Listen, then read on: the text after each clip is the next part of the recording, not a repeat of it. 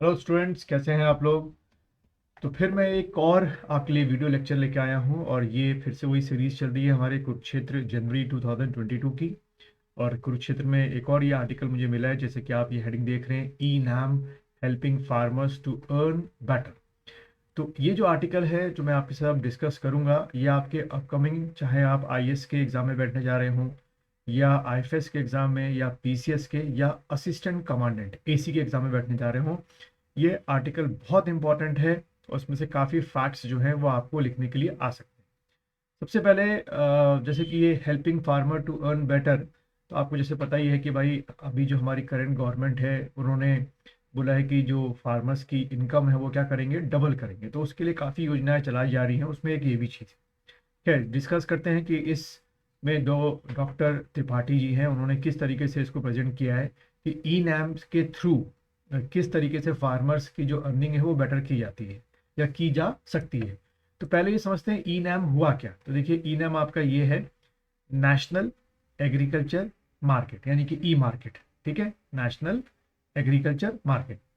तो देखिए, जैसे उन्होंने पहले जो राइटर है उन्होंने क्या बोला है कि it's over powering presence in every sphere of life. It's मतलब इंटरनेट की, इंटरनेट आज हमारी ज़िंदगी का एक ऐसा पार्ट बन चुका है जो टॉप टू बॉटम, चाहे बैंकिंग सेक्टर हो, चाहे एजुकेशन हो, चाहे एडमिनिस्ट्रेशन हो, चाहे स्पेस साइंस हो, ठीक है, हर जगह आपका जो इंटरनेट है वो इंट्रोड्यूस हो चुका है। और 4G तो आपको पता ही है कि कितने अच्छे तरीके से काम कर रहा है, और आने वाले टाइम पे अब 5G भी आने वाला है।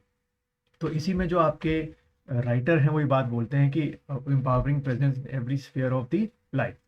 Then the technology has entered the oldest economic sector, means agriculture. तो यानी कि अब वो समय आ गया था और वो समय आ चुका है जब इंटरनेट ने सबसे जो इकोनॉमिक, जो हमारी सभ्यताएं चली, चाहे वो इंडस से लेके चले या उससे पहले स्टोन एज से लेके चले, तो जो एक इकोनॉमिक एक्टिविटी रही है लोगों की, एग्रीकल्चर एक्टिविटी, उसमें भी अब ये टेक्नोलॉजी जो है वो एंटर कर चुकी है। जैसे कि इसमें लिखा हुआ है, it has been 5 years since e NAM an electronic trading portal with connecting buyers and sellers. ठीक है, बायर्स एंड सेलर, लगभग ई नाम को लॉन्च हुए जो है वो 5 साल हो चुके हैं। तो देख रहे होंगे आप लोग, ये यहाँ पे आपको प्रीलिम्स के पॉइंट ऑफ व्यू से या एमसीक्यू के पॉइंट ऑफ व्यू से एक डेट मिल जाएगी कि ई नाम कब लॉन्च हुआ था, तो आप टिक करके आएंगे 14 अप्रैल 2016।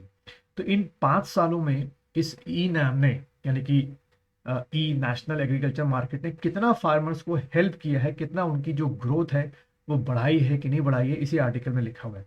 और यही चीज आपको क्वेश्चन में पूछ भी सकते हैं। ठीक है, आगे बढ़ते हैं। The objective of the portal is to create a unified national virtual market of agriculture community. ठीक है, कम्युनिटीज। तो यहाँ रखना है, ई नैम का मेन ऑब्जेक्टिव क्या है कि ऐसा एक वर्चुअल मार्केट क्रिएट करना, जो भी एग्रीकल्चर कम्युनिटीज हैं, काफ़ी कम्युनिटीज़ के अंदर रखी गई हैं, इसके अंदर फ्रूट्स रखे गए हैं, इसके अंदर वीट रखे गए हैं, इसके अंदर ऑयल्स रखे गए हैं, कि फार्मर्स बिना मंडी में जाए ई, यानी कि इंटरनेट पर जाकर इस नाम में, ई नाम में जाकर अपना जो सामान है वो बेच सकते हैं। तो देखो क्या कहा गया इसमें, create a unified national market for agriculture communities. ठीक है, जहाँ पे बायर्स और सेलर्स, ठीक, वो सेलर्स क्या हो गए, फार्मर्स, बायर्स क्या हो गए, मीडिएटर्स भी हो सकते हैं, और सीधे आपके बायर्स जो कंपनीज है वो भी हो सकते हैं। कई बार कंपनीज भी अपने मीडिएटर्स को भेजती हैं कि जाओ भाई खरीद के लेके आओ मेरे लिए। ठीक, then further it undergo one of the important recommendations of Ashok Dalwai committee on doubling farmer income. देखो, एक क्वेश्चन हमें और एक डाटा हमें यहाँ से मिल गया कि वो कमेटी का नाम बताना जो मोदी सरकार ने बनाई थी, कि किस तरीके से जो फार्मर्स की इनकम है वो डबल की जाए। तो उसका नाम देख रहे होंगे आप लोग, लिखा हुआ है अशोक दलमाई कमेटी। ठीक है, तो उसकी रिकमेंडेशंस जो भी थी कि किस तरीके से फार्मर्स की इनकम डबल की जाए, तो वो भी काफ़ी कुछ जो ई नाम है वो क्या कर रहा है, उसको मदद कर रहा है। देन आगे बढ़ते हैं। The small farmers agri business जो है SFAC act as a leading implementing agency of e NAM. तो ये आप अपने आंसर में लिख के आएंगे या एमसीक्यू में आ सकता है कि भाई ई नैम को मेन तौर पे इम्प्लीमेंट जो है वो कौन कर रहा है, तो स्मॉल फार्मर। ठीक है, एग्री बिजनेस। देखो, जो की वर्ड्स है वो आपको ध्यान रखने हैं, बाकी आंसर तो आप वहां पे मेन्स में लिख के अपने आप आ जाओ। ठीक है, under the e NAM the government provide free software and one time assistance of 75 lakh per mandi for computer hardware. तो आपको ध्यान रखना है कि under the e NAM program जो आपकी गवर्नमेंट ऑफ इंडिया है वो शुरू में 75 लाख रुपीज देगी, किसके लिए, जैसे कि जैसे कि आपका कंप्यूटर हो गया, लैपटॉप हो गया, प्रिंटर हो गया, यानी कि ओवरऑल हार्डवेयर हो गया। साथ ही साथ फ्री का सॉफ्टवेयर दिया जा रहा है, जो कि हमारे जो गवर्नमेंट का एजेंसी है उन्होंने डेवलप करा है कि इसके लिए आपको कोई पैसे नहीं देने। अगर पैसे देने पड़ते तो आप सोच सकते हैं कितना महंगा पड़ता। ठीक है, देन उसके बाद आगे देखते हैं similar to e NAM existence, ये जाम्बिया हो गया और भी जो आपकी कंट्रीज हैं दुनिया भर में, वहां पर ई नैम सक्सेसफुली काम क्या कर रहा है।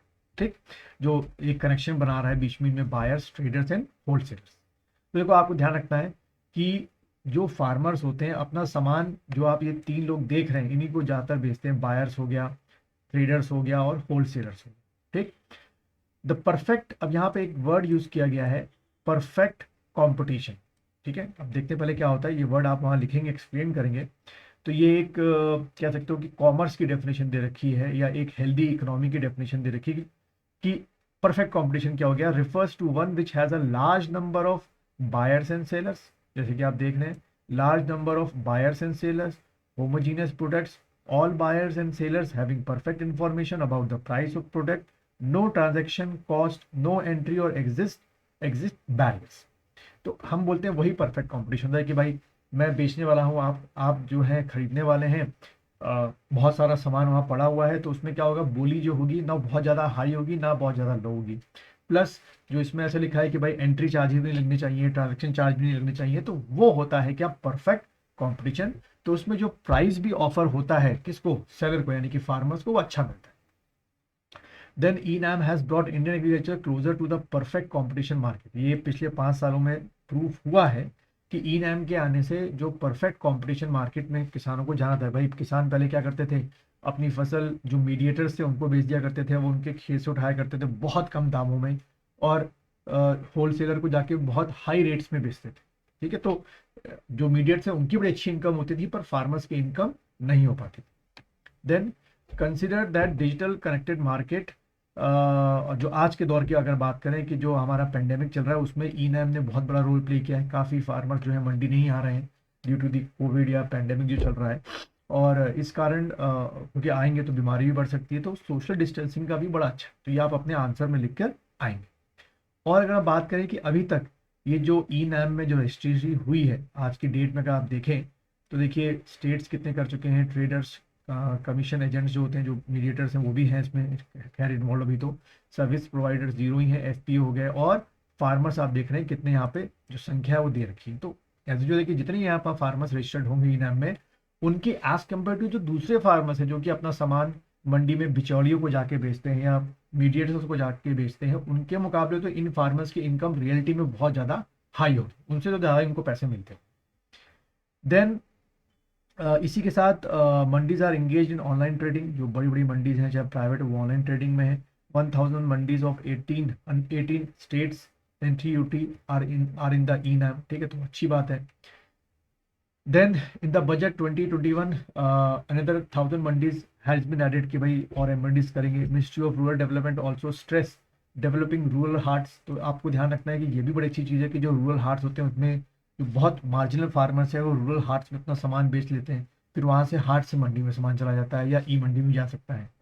देन यहाँ पे एक और चीज़ बोली गई है जो आपके एग्जाम में काम आएगी, क्या कि जो आपका एपीएमसी है, एग्रीकल्चर ये प्रोड्यूस मार्केट कमेटी, वो हर स्टेट की अपनी अलग अलग होती है, क्योंकि एग्रीकल्चर क्या है, वो स्टेट लिस्ट का सब्जेक्ट है, इसलिए हर स्टेट में जो प्राइजेज होते हैं, मिनिमम सपोर्ट प्राइस होते हैं, वो हर स्टेट में अलग अलग हो सकते हैं।